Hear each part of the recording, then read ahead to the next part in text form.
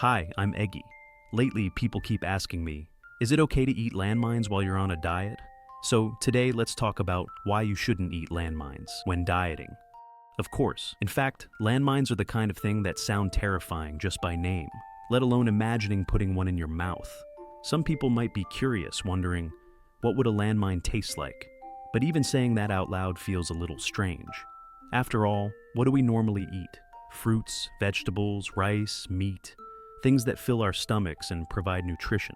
Why don't we eat tables or chairs? Because those things simply aren't meant to be eaten. Food is not just about satisfying hunger. It's also one of life's pleasures. It often carries emotional, cultural, and traditional meanings. Think about eating turkey on Thanksgiving, or dumplings during the Lunar New Year. There's warmth and kindness behind those foods. But landmines, their very purpose is to cause trouble, disturb peace, and harm people. Their existence has absolutely nothing to do with our meals or our dining table. Putting something so inherently destructive into your mouth is like forcefully merging the beautiful aspects of life with something meant to destroy. It's like holding a steaming, fragrant bowl of rice and insisting on adding sand and dirt to it. Anyone who sees that would feel it's completely wrong. And honestly, all of us have a basic sense of logic that helps us navigate daily life. For example, when you're thirsty, you drink water, not laundry detergent. When you're hungry, you look for bread, not a rubber eraser to chew on. Behind these actions lies a set of logical rules that guide us to live in a way that's normal, safe, and comfortable. Just imagining a landmine next to a plate of food already feels fundamentally wrong. It's like putting shoes and socks on your head, or trying to ride a bicycle into a swimming pool. One is meant for walking, the other for swimming. They don't belong in the same category at all. So even if it's just a joke, the idea of eating a landmine strays from the most basic logic of everyday life. It makes people think something is off, and might even create an inexplicable sense of unease among those nearby. Besides, we live in a society, not alone behind closed doors doing whatever we please. Every action we take and every word we speak must take into account the feelings of society and the opinions of the public. Some things, even if we don't say them out loud, we still instinctively know are inappropriate. For instance, we wouldn't run into a public place and shout, "Fire!" for no reason. Nor would we deliberately spread panic or anxiety. Now, imagine if someone were to publicly announce, "I'm going to eat a landmine." That would undoubtedly cause a major disturbance. People nearby would be scared and anxious, and even the police might get involved to investigate or intervene. It's not just because such behavior is dangerous, but because it violates the social norms we all follow. It breaks the most fundamental trust we have in one another. Society runs smoothly precisely because we all share an unspoken, but universally understood agreement. We know what can and can't be said, what can and absolutely cannot be done. A landmine clearly falls into the latter category. Even joking about it makes people feel like you're pushing the boundaries of social acceptability, sparking unnecessary misunderstandings, or even panic. Think about it.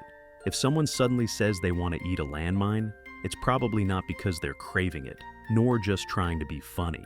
More likely, it signals some kind of psychological abnormality, or at the very least, a deep dissatisfaction with reality. It's an extreme way of expressing inner turmoil, just like how some people, when feeling down, might act out in strange or even self-harming ways, not for the act itself, but to seek attention or express internal anxiety and pressure. Similarly, a landmine symbolizes violence and destruction. If someone genuinely considers consuming one, the underlying reason is even more worrying and may indicate they need help and guidance. This kind of behavior reflects a kind of psychological distortion or confusion. We should respond not with mockery or dismissal, but with concern, empathy, and support. It's not something to treat as a casual joke. From another perspective, we now place great importance on environmental protection. We often talk about being green, eco-friendly, and caring for the earth. But have we considered how much ecological devastation landmines have caused around the world? Buried beneath the ground, landmines not only bring suffering to humans, but also lead to the deaths of countless wild animals, destroying entire ecosystems. In many places, even decades later, normal agricultural production cannot resume. The land remains untillable, and entire communities continue to endure this hardship. So, when someone jokes about eating a landmine, it may seem like just a joke on the surface, but in reality, it's a form of mockery, a disregard for the suffering caused by these weapons. It ignores the very real pain and tragedy experienced by people and animals in mine-contaminated areas. At its core, such behavior is not kind, not ethical, and certainly not the kind of attitude or conduct we should encourage in our daily lives. We are living in an era of rapid technological advancement. Humanity is capable of exploring the universe, inventing intelligent tools, and making life increasingly convenient and beautiful. Yet, in such a remarkable time, someone suggests the absurd idea of eating a landmine. Doesn't that feel just a little bit ironic? It's like painstakingly building a modern high-rise, only to cover the walls with random stains, or designing a high-end sports car, only to fill it with mud and rocks. With technology, wisdom, and effort, we've built a better life. So why degrade the standards of civilization with meaningless and even abnormal behavior? Human civilization has progressed over thousands of years, precisely to move beyond ignorance and absurdity. We should honor intelligence, respect the achievements of civilization, and cherish the beauty of modern life. That means avoiding strange, purposeless actions like this one. Speaking of landmines, a recent news story from Asia has been drawing growing attention. According to the Bangkok Post, at around 9:45 a.m. on July 16, 2025, 3 Thai soldiers were injured after stepping on a landmine while patrolling from the Morakot operation base toward Hill 481 near the Chongbok Pass in Nam Yuen district of Ubon Ratchathani province on the Thai-Cambodian border. One of the soldiers, a new recruit named Thanapat Huaiwan, suffered a severe blast injury that resulted in the loss of his left ankle. He was airlifted to a local hospital for emergency treatment and, though seriously injured, his condition was stabilized and he received proper care. The military subsequently promoted him to sergeant and promised long-term compensation. The other 2 injured soldiers, Sergeant Patafant Srilasak and recruit Nathawut Srikam, sustained chest injuries from the shockwave but are now in stable condition. Following the explosion, Thailand's Royal Army 2nd Region Command cordoned off the area and launched an immediate investigation. Debris analysis confirmed that the explosive device was a PMN-2 anti-personnel mine, a Russian-made green plastic-cased landmine with a black rubber cross-shaped pressure plate, detonated by applied pressure. These mines are difficult to detect with metal detectors and are powerful enough to cause serious injuries or death. What shocked investigators even more was the discovery that the mine was not a leftover from past conflicts. Demining units found signs of at least 8 other similar mines freshly and deliberately buried nearby. According to records from the Thailand Mine Action Center, TMAC, and the Norwegian People's Aid, NPA, this area had been fully cleared of mines years ago and designated a green zone. Yet investigators found the mines buried under thin ground cover, with no visible corrosion or aging on the casings, the metal parts still shiny, indicating that they were likely planted recently. This has raised serious alarms in Thailand. A military spokesperson stated unequivocally that this was an organized, hostile, and tactically motivated act of mine laying, not an accidental leftover from the past. Both the Thai military and Ministry of Foreign Affairs issued statements saying that if it were confirmed to be the act of another country, it would constitute a hostile breach of international conventions and border agreements. The Thai government would then proceed with diplomatic protests and possibly file formal complaints with the United Nations. Thailand's Deputy Defense Minister and the 2nd Region Commander visited the site in person, ordering a full sweep of the area and considering the addition of more border security fencing and warning signs. Public response in Thailand was swift and intense. Several former officials and civil groups criticized the government for being too soft and demanded a tougher stance. Online, many called for expanded military patrols along the border and even suggested tactical retaliation. In Parliament, some lawmakers proposed a bipartisan investigation into possible intelligence failures and demanded accountability for the mine incident. Meanwhile, Cambodia responded promptly. Its Ministry of Defense denied any involvement and questioned why Thai troops had deviated from the official patrol route into a territorially undefined and sensitive area. Cambodian authorities emphasize that they strictly comply with the Ottawa Treaty and have not laid new mines along the border since the early 2000s. In fact, they claim to be active participants in demining and regional cooperation. Cambodia called Thailand's accusations premature and urged that any factual determination be handled through neutral third parties like the United Nations or the International Court of Justice. Cambodian diplomats also protested what they called unverified and inflammatory statements from Thai officials on social media and in the press, warning that such rhetoric risks stoking domestic sentiment and damaging bilateral relations. Though both sides officially claim they do not wish to escalate the situation, the sensitivity of the issue cannot be ignored. The area in question lies along a border long fraught with disputes. Small-scale military clashes have occurred repeatedly in the past, notably during the 2008 armed standoff over the sovereignty of the Preah Vihear Temple, a conflict whose shadow still lingers. Despite a recent thaw in political ties, minor border skirmishes have never entirely ceased. This latest landmine incident happened precisely against a backdrop of renewed tensions. In fact, just 2 months earlier, another standoff between Thai and Cambodian troops took place elsewhere along the border, resulting in minor injuries and prompting quiet concern in local media. The international community has also begun to take notice. Thailand's representative to the UN has submitted an informal briefing and signaled that a formal protest may follow pending investigation results. The UN Office for Disarmament Affairs expressed grave concern over the reappearance of mines in an area previously cleared, calling on both nations to remain calm and refrain from actions that could escalate tensions. ASEAN has not released a formal statement, but diplomatic sources from Singapore and Indonesia told media that failure to manage this crisis properly could harm the region's reputation for stability. As the situation unfolds, the outcome of the investigation becomes increasingly crucial. If it confirms that the mines were recently and deliberately laid, there could be far-reaching legal and diplomatic consequences. Thailand appears ready to act on the international stage, while Cambodia stands firm in denying responsibility.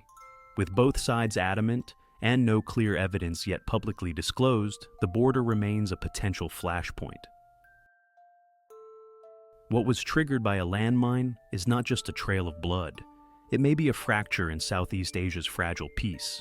This incident reveals at least 4 deeper crises we must not ignore: the weakness of regional peace mechanisms, the fragility of border governance, the rise of nationalist sentiment, and the public's over-reliance on a presumed peaceful normal. Southeast Asia has long been seen as one of the most peaceful regions in the world. There have been no major wars for decades, and surface-level stability among member states has been sustained largely due to the ASEAN Way, a doctrine emphasizing non-interference, mutual understanding, and behind-the-scenes coordination. But this model is showing its limitations. It leans heavily on the assumption of low conflict, lacking robust mechanisms for conflict resolution or crisis response. In this Thai-Cambodian case, ASEAN has not issued a unified statement or initiated mediation. Even if the UN were to get involved, bureaucratic delays would likely blunt its impact.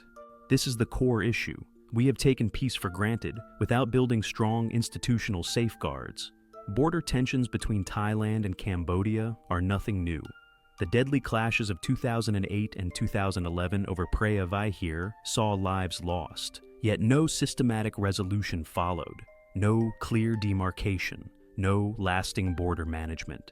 Now, the re-emergence of landmines is a chilling symbol. Peace is not ASEAN's default state. It is a fragile, ongoing project.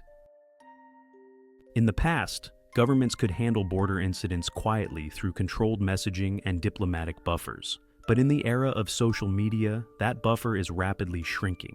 Since the incident, platforms like X, formerly Twitter, Facebook, and Pantip in Thailand have been flooded with anti-Cambodian sentiment.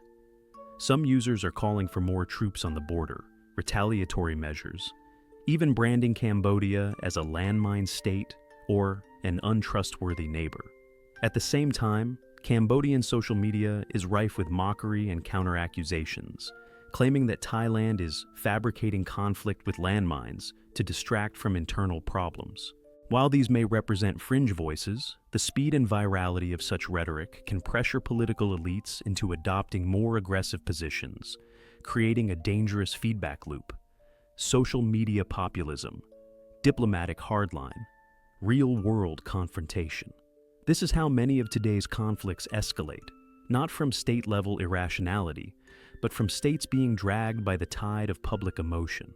If we fail to build resilient systems for public discourse and cross-border communication, every blast could become the foundation for a much larger conflict. An incident that may have been manageable could spiral into something protracted and costly, with both sides paying a heavy price.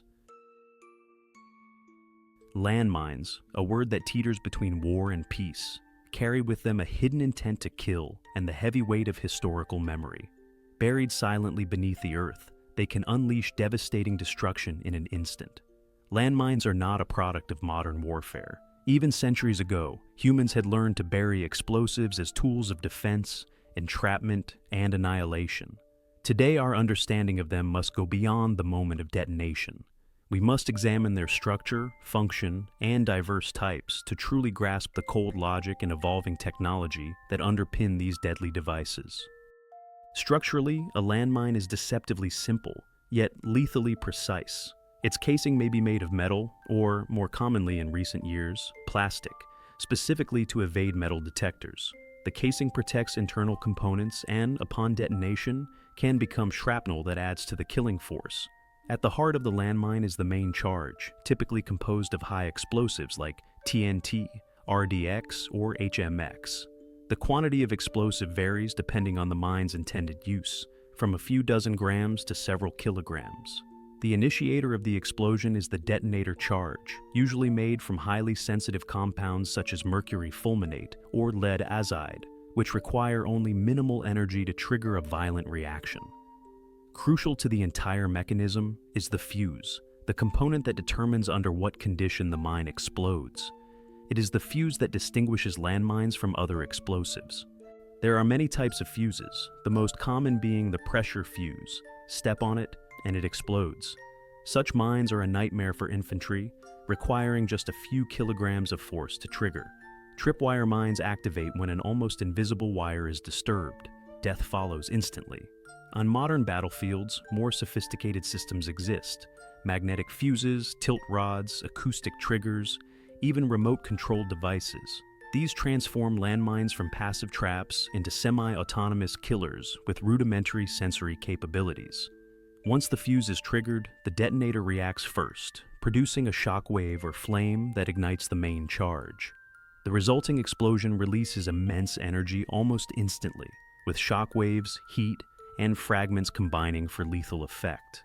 Landmines can maim and kill not just people, but also vehicles, blasting through chassis and disabling tank tracks. Some mines are designed to jump into the air before detonating, increasing their effective radius. These bounding mines kill in 3 dimensions, not just on the ground.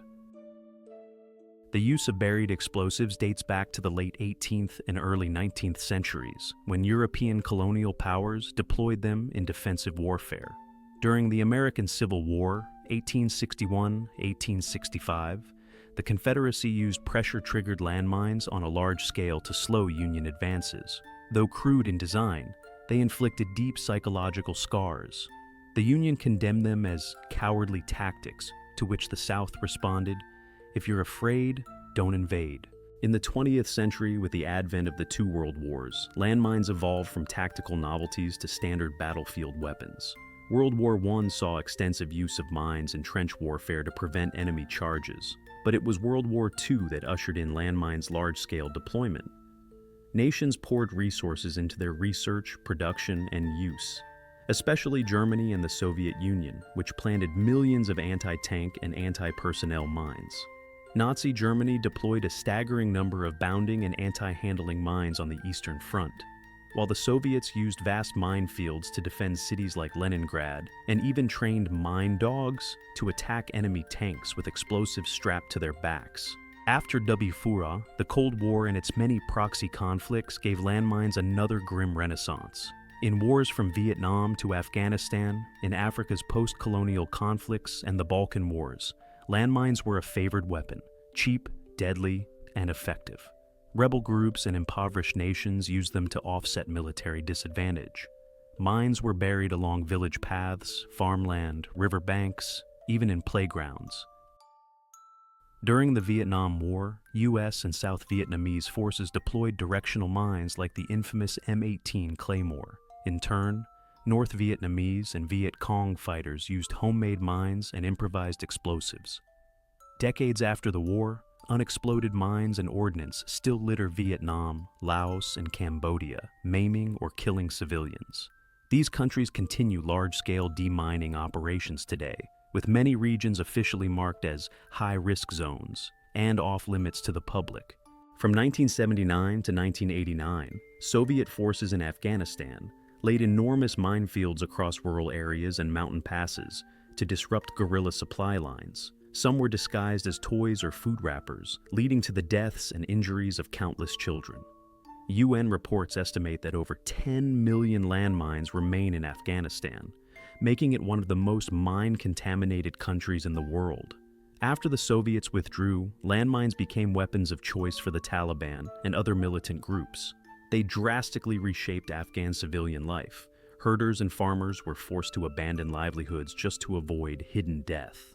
In Africa, the landmine crisis is particularly dire. In Angola, Mozambique, Ethiopia, and others, millions of mines were laid during long-running civil wars. Angola alone is estimated to have had over 15 million mines buried. These explosive remnants of war remain massive barriers to post-conflict development. Many children, unaware of the danger, have lost limbs after unknowingly triggering them. The UN once described Angola as a carpet of death waiting to explode.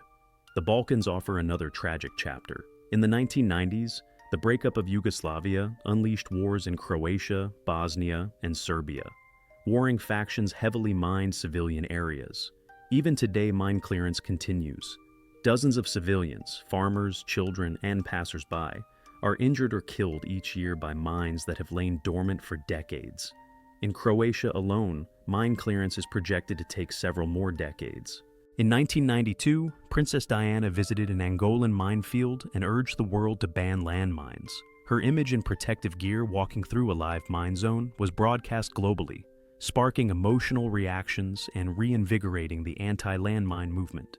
Her efforts helped lead to the signing of the 1997 Ottawa Treaty, a landmark in global humanitarian disarmament. The variety of landmines also reflects the evolution of warfare and technology. The most familiar type is the anti-personnel mine, small and relatively modest in power. Ironically, their goal is often not to kill, but to wound. A wounded soldier requires evacuation and care, burdening the enemy more than a corpse would. Then there are anti-tank mines, much larger, with more complex fusing systems. These only detonate under the weight of multi-ton vehicles and are capable of destroying tank treads and chassis. Other types include directional mines, tripwire mines, remotely detonated mines, bounding mines, and, more recently, so-called smart mines.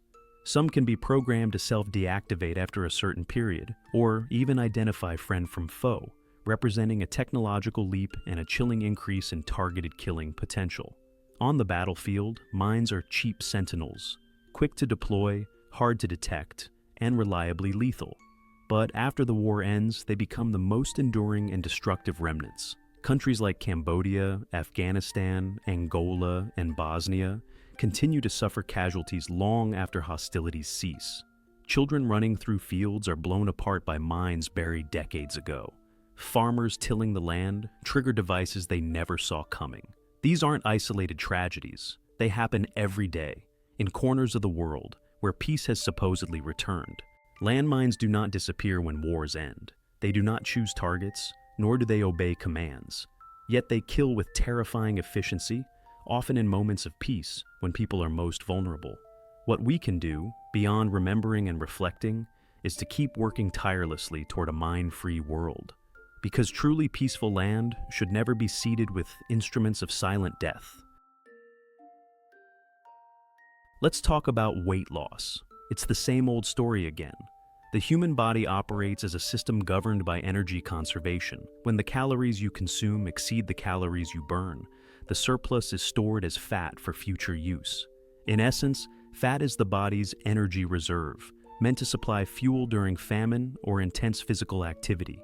The problem is that in today's modern world, our lifestyles and eating habits have changed drastically. We're consuming more high-calorie, high-sugar, high-fat foods, while physical activity is steadily declining. As a result, our energy storage keeps expanding, and obesity has become a disease of our time. At its core, weight loss is about making the body burn excess fat to reduce body weight. The basic logic behind it is very simple. Create a caloric deficit. That means consuming fewer calories than you burn, so that your body turns to its fat stores for energy. Many people who fail at weight loss haven't truly achieved this calorie deficit. Either they haven't controlled their intake well enough, or their exercise is too minimal to make a difference. In some cases, they fall into common pitfalls and end up gaining even more weight. There are two main ways to create a calorie deficit: eat less and move more. It sounds easy, but implementation is far from simple. On the intake side, many people go to extremes: crash diets, skipping dinner, eating only fruit, or surviving on water alone. While such methods may lead to rapid weight loss in the short term, they also prompt the body to enter survival mode, lowering the basal metabolic rate and storing every calorie it can. Worse yet, these methods often lead to binge eating. Once normal eating resumes, the weight tends to rebound, often higher than before. The truly scientific approach is to adjust your diet in a way that reduces overall calories while maintaining adequate protein and essential nutrients. For example, cutting back on refined carbohydrates like white rice, white flour, and sugar, while increasing intake of high-quality protein such as eggs, chicken breast, soy products, and dietary fiber, vegetables, fruits, whole grains. This strategy not only controls calorie intake, but also enhances satiety, reducing the urge to overeat. On the expenditure side, many people fall into another trap: excessive exercise. Some run 5 kilometers on an empty stomach in the morning, then do aerobics at night, believing that more movement equals faster weight loss. But exercise doesn't burn as many calories as most people think.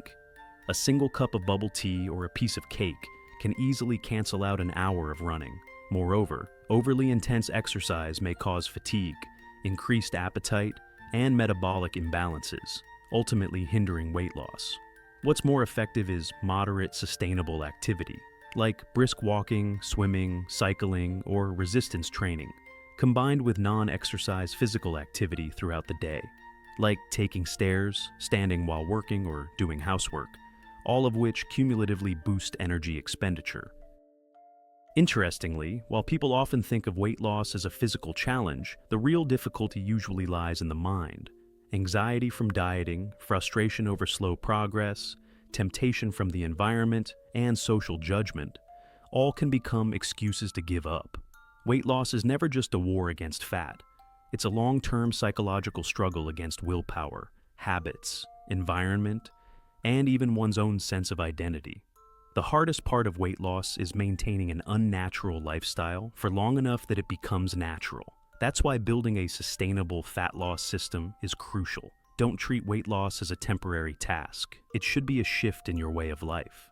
When you get used to low-fat, low-sugar meals, walking instead of driving, smaller dinners, and going to bed early, losing weight becomes less of a burden and more of a natural flow. Of course, we can't ignore the role of metabolic differences in weight loss. Some people eat a lot but stay slim. Others gain weight just by drinking water. This isn't just a myth. Individual differences in basal metabolic rate, insulin sensitivity, hormone levels, and gut microbiota all affect how the body processes and stores energy. That's why so-called universal weight loss methods rarely work. Only personalized, adaptive strategies truly make a difference. For example, people with slower metabolisms may benefit more from intermittent fasting, high-protein diets, or strength training. Meanwhile, those struggling with stress or hormonal imbalances may find that stress reduction and sleep regulation should come before anything else. The body is incredibly smart. It remembers every period of starvation or overeating and uses that history to plan future energy strategies.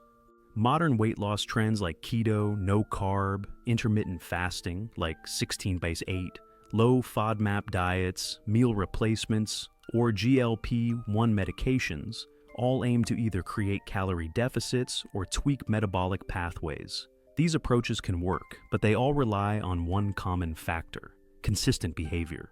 The moment you stop, your old habits often return with a vengeance and the weight rebounds. That's why, no matter which method you choose, you must understand. It's just a tool, not the destination. What truly matters is finding the pace and style that suit you best, turning weight loss from a battle against your nature into an alignment with it. People trying to lose weight are strongly advised not to consume landmines, and for very obvious reasons. A landmine is an explosive device designed specifically for military use. Its internal structure is complex, containing large amounts of high-energy explosives and engineered for maximum lethality.